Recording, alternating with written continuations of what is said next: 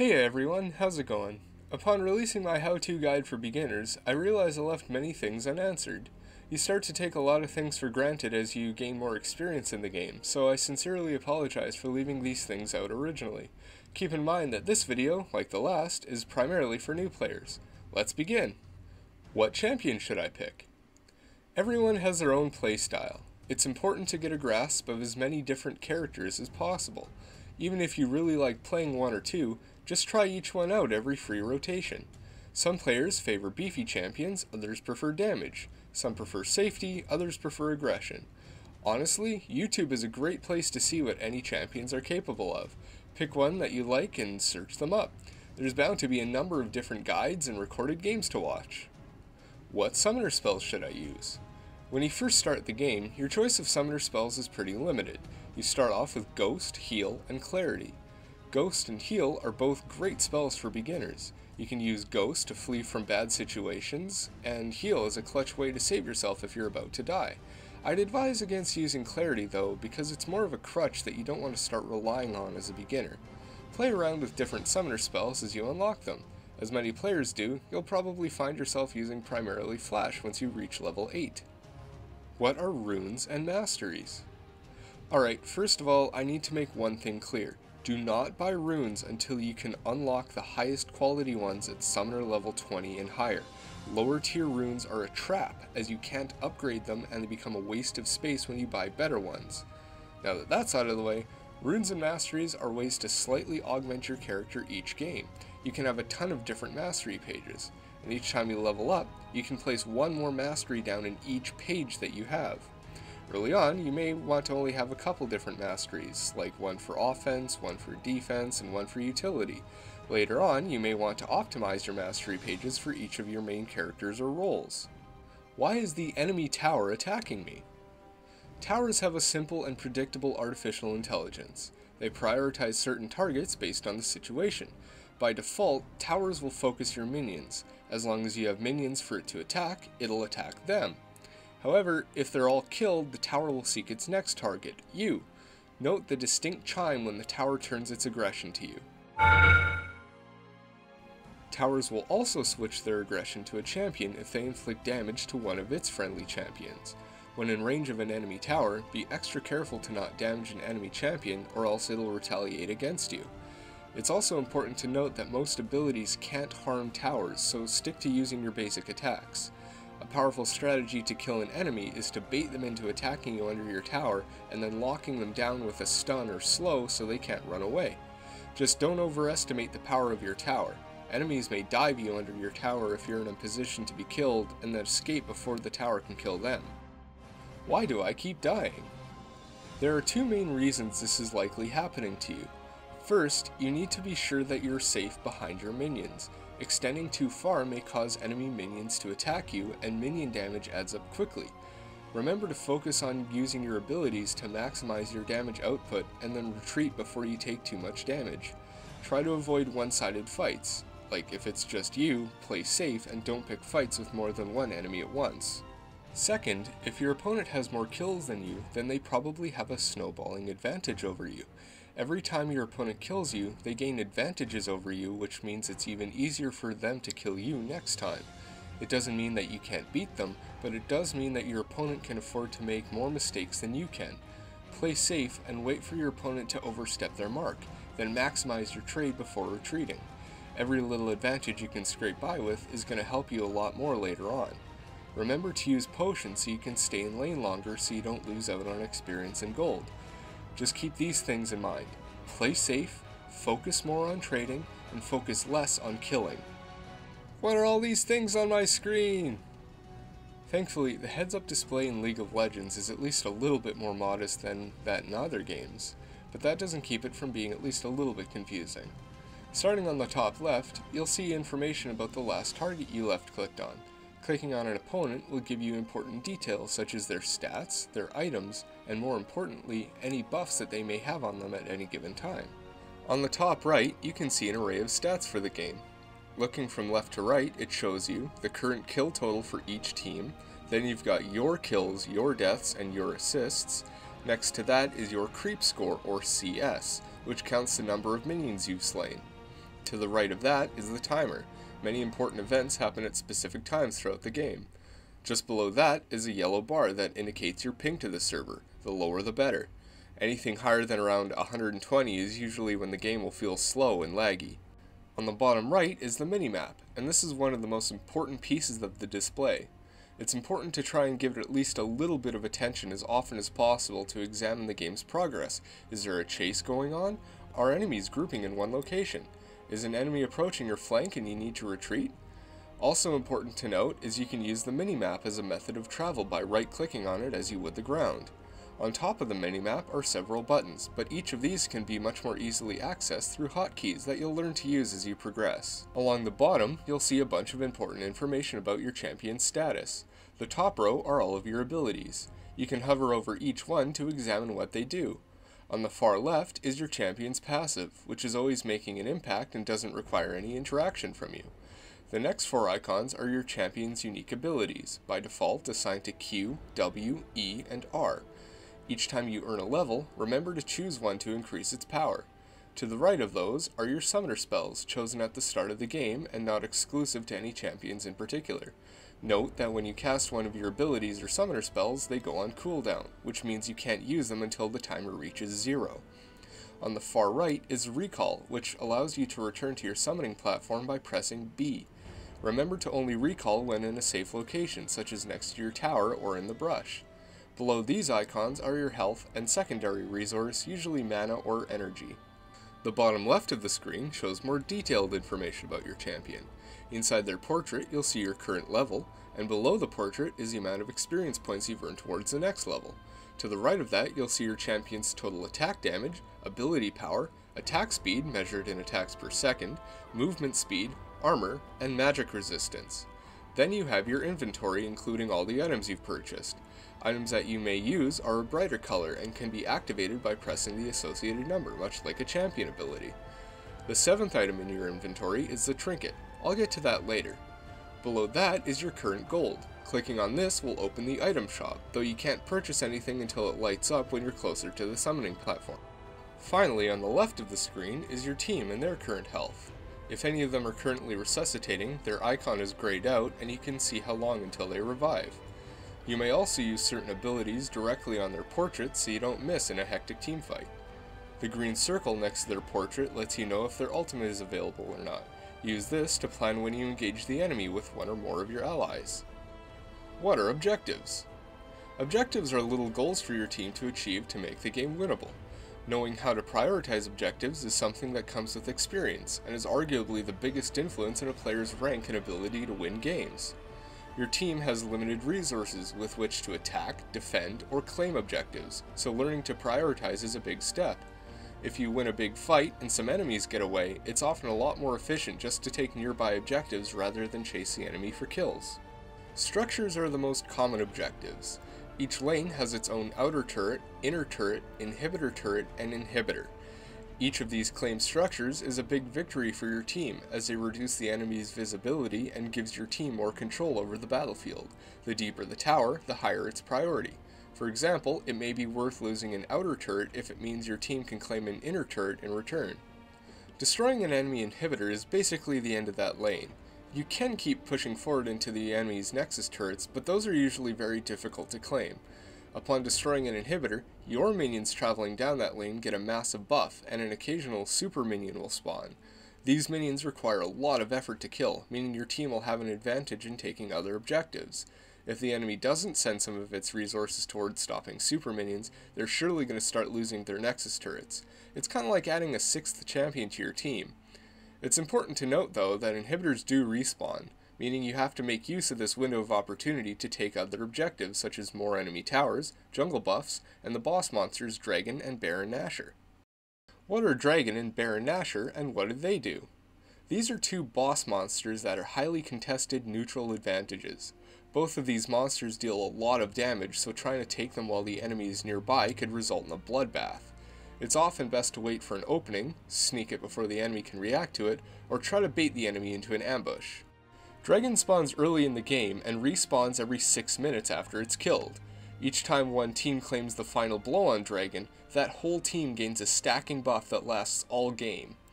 Each additional time it's slain, it grants your team another buff. These bonuses include extra offensive power, bonus damage to enemy structures, heightened movement speed, and bonus damage to creeps including both minions and monsters. Upon slaying Dragon a 5th time, your team gains a temporary buff that doubles the value of all the above bonuses, plus adds an extremely powerful damaging effect on everything you attack. This buff only lasts a couple of minutes, but you can get it back by slaying Dragon again and again. Baron Nashor is a huge monster that often takes the whole team to take down and usually isn't even contested until the later stages of the game. Trying to fight him when the enemy has even a chance to collapse on your team is a surefire way to get slaughtered. The team that scores the final blow on Baron gets a powerful temporary buff that drastically aids in winning the game. In addition to a flat increase to your offensive stats, it also gives each of your teammates an aura that significantly increases the power of nearby allied minions. These minions are incredibly hard to kill and make sieging enemy towers a lot easier. Is there a difference between each lane? While each lane is fundamentally the same, the 3 lanes in Summoner's Rift do offer themselves to optimization. Remember that for every extra person in one lane, you have to share gold and experience points with them, so it's ideal to spread your team between lanes for the earlier parts of the game. The top lane is usually a 1 versus 1 lane, occupied primarily by tanks and fighters. Top lane is often referred to as the island, as it receives the smallest interaction from the rest of the team. You don't need to worry about the enemy top laner snowballing quite like you would the enemy mid laner or bottom laner. Top laners often take the summoner spell Teleport so they can add their presence to bigger skirmishes in the mid-game phase. The middle lane is also a 1 versus 1 lane. As this lane has a noticeably shorter gap between each team's outer turret, most players will pick either a bursty assassin or a safe mage. Assassins can kill their opponent before they can even retreat to their tower, while mages can usually harass their opponent from near the safety of their own tower. Champions who can snowball an advantage and roam around often to help their allies are perfect for the mid lane. You can be anywhere very quickly, helping your side lanes and jungler and being present for most objectives like Dragon. The bottom lane is usually home to your team's marksmen and support.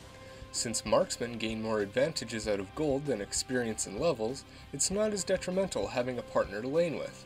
The support relinquishes farming minions so their partner can amass as much gold as possible. They typically focus on having a lot of powerful effects that help the duo lane out.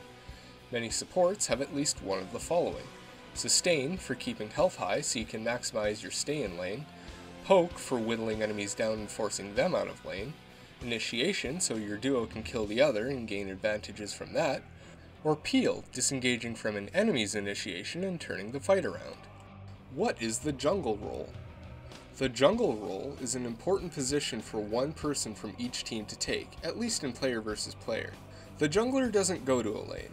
Instead, he or she occupies a large area between the 3 lanes and fights monsters to earn experience and gold. Not only does this optimize each player's income on a team, but also gives the team a wild card. With no towers or minions in the jungle, it's hard to tell where the enemy jungler is. As a result, they can roam to help allies, trying to punish aggressive enemies by flanking them and turning it into a 2 versus 1 situation. This is called a gank. In addition to all of this, the jungler is important to a team for another reason. This reason is the summoner spell Smite. Smite is primarily used for dealing massive damage to jungle monsters and gaining bonuses depending on which monster it's used on. Smite is an exceptionally important summoner spell to have because its massive damage makes it significantly less risky to claim the all-important final blow on the big boss monsters Dragon and Baron Nashor. It doesn't matter which team does the most damage to them, only who gets the final blow. The jungle is also home to the red buff and the blue buff. Each of these only affect the person who secures the kill on the monster and are important to keep tabs on for your team. Blue buff reduces the cooldown time on your abilities, as well as regenerates your mana or energy bar faster, and red buff grants all of your basic attacks a burning effect that damages and slows enemies struck. Certain junglers may opt to donate these buffs to their allies. What are wards and what is vision? If you look at your minimap, you'll see a lot of grayed out area. This area is unrevealed terrain, and you can't see what's going on around there. Allied champions, minions, towers, and several other things all grant your whole team vision of the surrounding area. Enemy movement beyond your sight is dangerous because you don't know where they may be hiding. That's where wards come in. Especially once you get into player versus player, wards are one of the most important factors in winning the game. Placing them at key locations can allow you to ambush your enemies and avoid getting ambushed yourself. There are currently two types of wards. Stealth wards are cheaper and invisible to enemies, but only last as long as 3 minutes. Vision wards are visible and a bit more costly, but can last an indefinite amount of time and see invisible objects and enemies.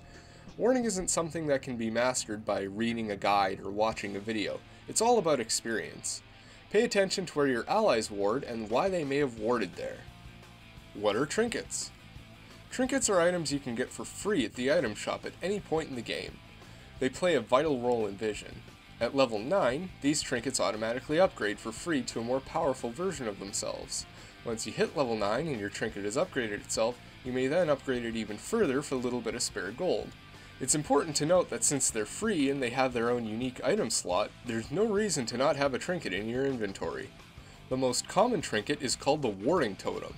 This is a free, self-recharging ward that allows you to keep yourself safe during the earlier phases of the game. At first purchase, it only lasts about half of its cooldown, meaning you need to save it for strategic times such as when you're planning to play more aggressively. When it upgrades itself, it lasts as long as its cooldown. Next, there is the sweeping lens, which is strictly an anti-ward tool. Grabbing this item allows you to sweep an area of enemy wards, denying the enemy team vision. It's important when you want to take objectives while unseen, or destroy valuable wards that you've seen enemies place. Lastly, there's the scrying orb, which allows you to see a wide area from a long distance. The primary application of this item is to spy on objectives or look ahead to avoid getting ambushed if you suspect the enemy is being sneaky. How do I communicate with friends and allies? In the client, you can chat with any of your friends by double-clicking their name, then chatting as you would on any other instant messaging program. Right-clicking on their name allows you to view their profile to see things like their match history and their mastery pages. During games, the Enter key will open a chat box where you can type to your allied team. You may also chat with any of your online friends using a whisper by typing /W, then the friend's full summoner name, then your text. Typing /R will let you reply to the last friend's whisper to save you a little bit of time. What's a ping? Pings are a fast way to communicate with allies. For information pings, the default key is G. Pressing G and then left-clicking the ground, an object, or anywhere on the minimap will highlight that target for your team. Pinging an object, such as a champion or tower, can mean several things, such as let's attack that together, or prioritize this. Instead of simply left-clicking your ping, try holding down left-click and dragging your mouse around. Dragging up before releasing the click will warn allies of impending danger. Dragging right pings your team that you're on your way to that location. This also shows your team with the current path you're taking on the minimap. Use this to let an ally know you'll be right there, or what direction to run if they're being chased. Dragging left with this ping will say that enemies are missing. Use this to inform your team when your laning opponent isn't visible anymore, because they could be roaming to attack your allies. Finally, dragging down is a ping that requests for help. Use this to signal that you're being chased or want your team to help you with a specific objective. Many players will use this to request help from their jungler because they're having difficulties winning their lane. While you can use it to signal for this kind of assistance, spamming it is usually a surefire way to get ignored. There is also an important retreat ping. The default key for this is V. Pressing V and then clicking on an object or area sends a distress ping that signals allies to back off. Use this to tell allies if you suspect they're going to be ambushed, or tell them to fall back from a location because they're getting overwhelmed. Learning to use pings properly is another really important key to winning games. Just remember that nobody likes a spammer. How do I know what items to build? As I said in my last video, try sticking to the items which the game recommends to you for your character. Remember that you can buy component items if you can't afford the whole thing. When playing a tank champion, focus on defensive items, and when playing a carry champion, such as a marksman or mage, focus on offensive items. If you feel like you're having a good game, you can build more offensive items than you normally would to snowball your advantage. If you beat your enemy when you're even, you should be able to beat him even harder now that you're stronger than him. Of course, if you're not doing so hot, building defensive items can allow you to play more safe and survive longer in lane so that you can catch up. Another important note is to figure out what kind of damage your opponent's dealing. If they hit with more magic damage, grab magic resistance. If they hit with more physical damage, grab armor. This is something you'll learn once you figure out what the various champions are capable of. If you're ever slain, you can click on the death recap to examine what kind of damage you're receiving the most of and build against it. Finally, be sure to avoid stacking similar items. Most of the important effects on items have the word unique written next to their description. Unique effects don't stack on your champion, so having more than one of that item is redundant.